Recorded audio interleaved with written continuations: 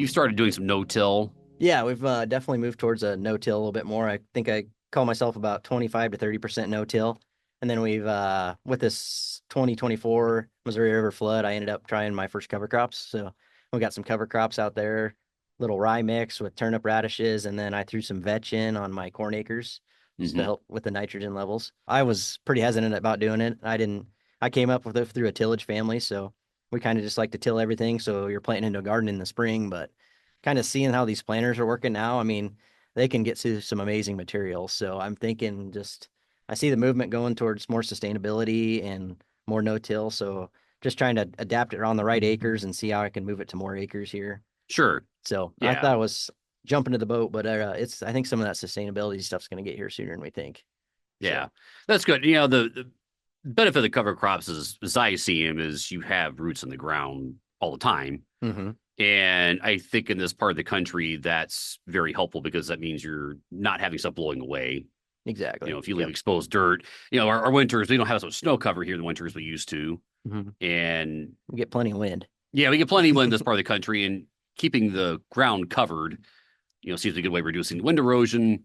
Other benefits I've talked to some other extension educators and other producers that have had them for a number of years, and they talk about how they're really seeing over time a buildup of organic matter, Mm-hmm. which really seems to help with the infiltration of these heavy rain events.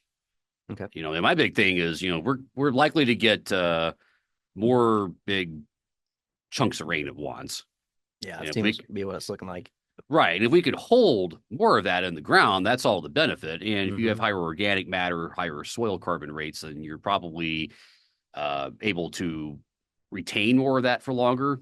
Yep. And, I think that's maybe the big thing is if you can hold an extra inch of water over time, that's a big win. That's, Yeah, that'll tie you in over a week or so, depending yeah, on the heat. So yeah. absolutely. But Right. yeah, I think what we fight on our Missouri River bottom farms is compaction. So you get that compaction layer, especially if you're running a disc or a VT or these high speed discs do it a lot too. And I haven't made the jump to high speed disc. It just kind of hesitant on it.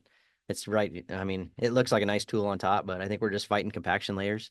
So I've talked to a lot of experts and cover crops. If you use them right, they can get down there and those roots can break them up. And I Hmm. mean, I got some massive, I think they're radishes. They're like 2 foot tall.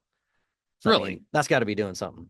And then this rye, I mean, those roots are finer, is from what I got. So they're going down there, breaking it up a little bit. And so, I mean, last year I busted out the no-till V Ripper, is what we renamed it, to just break up that compaction layer.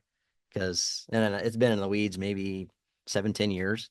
And I just wanted to bust up some compaction layers that the agronomist was finding because those roots that are going down, they're corn roots, but they can't break through that compaction layer we've created with tillage. Sure. So And how far down was that compaction layer? I think it was starting about 8 to 10 inches, maybe. Okay.